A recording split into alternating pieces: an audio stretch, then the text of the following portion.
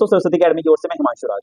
आज यानी कि 24 अगस्त 2024 में जो उत्तर प्रदेश कांस्टेबल परीक्षा हुई, दोनों शिफ्टों मेरे पास हैं और मैंने खूब एनालाइज किया है। बात अगर आज हिंदी की करें तो हिंदी में मैं कहूँगा आज बहुत ही नॉर्मल पेपर बना हुआ था। जैसे दशमुख में कौन सा समास है, गुड़ गोबर कर देना मुहावरे का अर्थ पूछा गया था, आम के आम गुठलियों के दाम, नॉर्मल है सब आपको कराया हुआ है। उत्थान का विलोम अभी कुछ दिन हमने पहले ही आपको लिखवाया था। कारक पूछा गया है एक, और वृक्ष से पत्ते गिरते हैं, सबको पता है अपादान होता है, ठीक है ना, आंसू।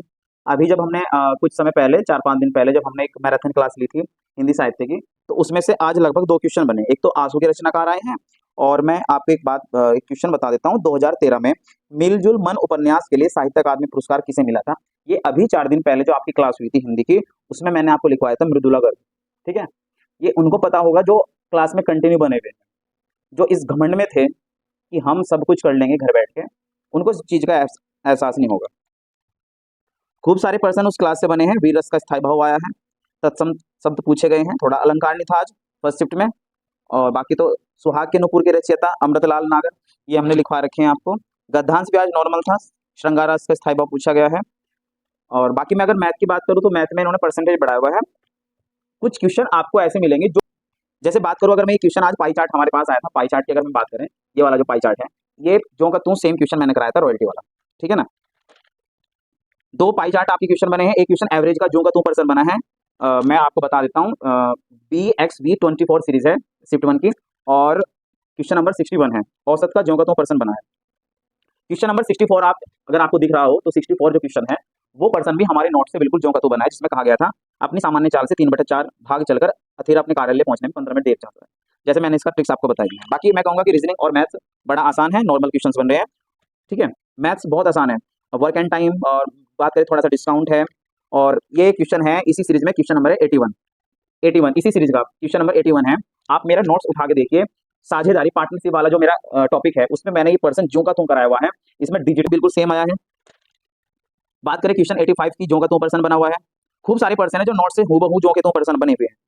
मैथ बहुत आसान है, बढ़ने वाला बच्चा जो लगन से पढ़ रहा है, जिसको इस चीज का किया है हमारे जो सर करा रहे हैं वो सही है, वो आराम से क्वालिफाई करेगा।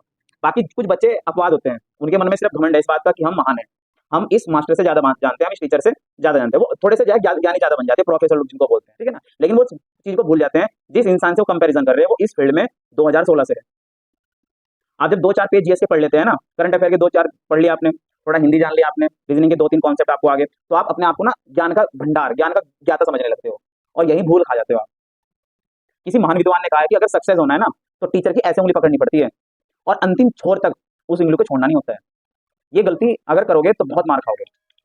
और अगर लाइफ में, आज भी मंत्र दे रहा हूँ, अगर लाइफ में सक्सेस होना है ना तो टीचर को ना ऐसे पकड़ लीजिए उंगली को, छोड़नी नहीं है उंगली, पकड़ लेनी है, लेकिन अच्छे टीचर की, नॉलेज प्लस गाइडेंस,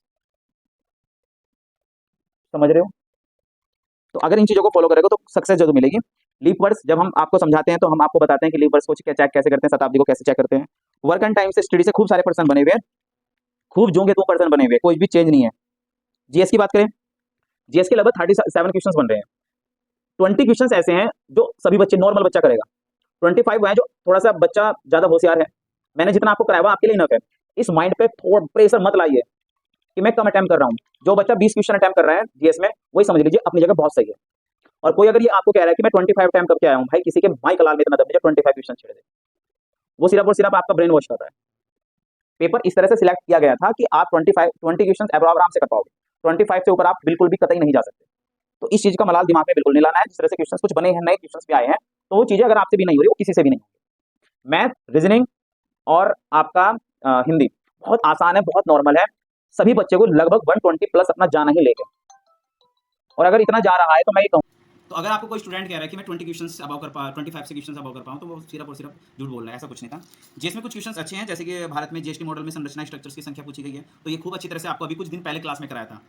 पिछले 15 दिन में मैंने पूरा सिलेबस रिवाइज कराया है, पूरा जीएसटी पढ़ाया, पूरा विमुद्रीकरण पढ़ाया, पूरा दिवस पढ़ाया, पूरी बुक्स दोबारा रिपीट कराई हैं, ठीक है ना। लेकिन कुछ बच्चे इस घमंड में थे, नहीं हम घर बैठ के सब कुछ कर लेंगे, तो भैया आप उनका पता नहीं मुझे क्या हुआ होगा। WTO के वर्तमान महानिदेशक अभी मैंने कुछ दिन पहले आपको कराए थे, ब्लू माउंटेन नीलगिरी पर्वत के बारे में पूछा गया है।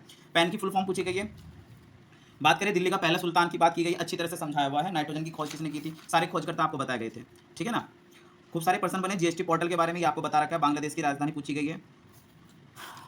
पृथ्वी के लिए ऊर्जा का प्राथमिक सोर्स में पूछा गया। आपातकाल की घोषणा किस कौन करता है, इसके बारे में अच्छी तरह से आपातकाल पूरा बेहतरीन तरीके से समझाया हुआ है। राष्ट्रपति के पास किस तरह की शक्तियां हैं आपातकाल को लेकर, कौन से आर्टिकल में 352 में क्या, 356 में क्या, 360 में क्या है।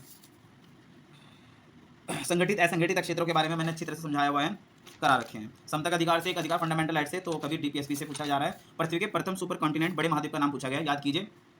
वैनेगर का जब महाद्वीपीय विस्थापन सिद्धांत हमने आपको पढ़ाया था, तो पोंजे पढ़ाया था, अंगारा लैंड पढ़ाया था, गोंडवाना लैंड पढ़ाया था, किस तरह से संकीर्ण भाग से 33 सागर का निर्माण हुआ था वो बताया था, किस तरह से 7 बड़ी प्लेटों का निर्माण हुआ था, वो सारी चीजें मैंने आपको अच्छी तरह से समझा रखी है। मानव अधिकार से संबंधित कुछ पूछा गया, इक्वालिटी कौन से आर्टिकल में, ये सबको पता है।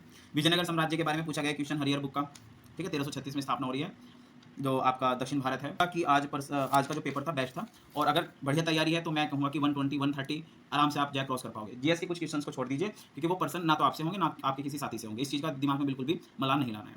अब आगामी परीक्षा जिनकी है, खासकर जिनका पेपर 30-31 में है, उनके लिए कहूँगा कि वो अपना एनालाइज जो क्लास हमारी जो चल रही है आप उसको कंटिन्यू करो।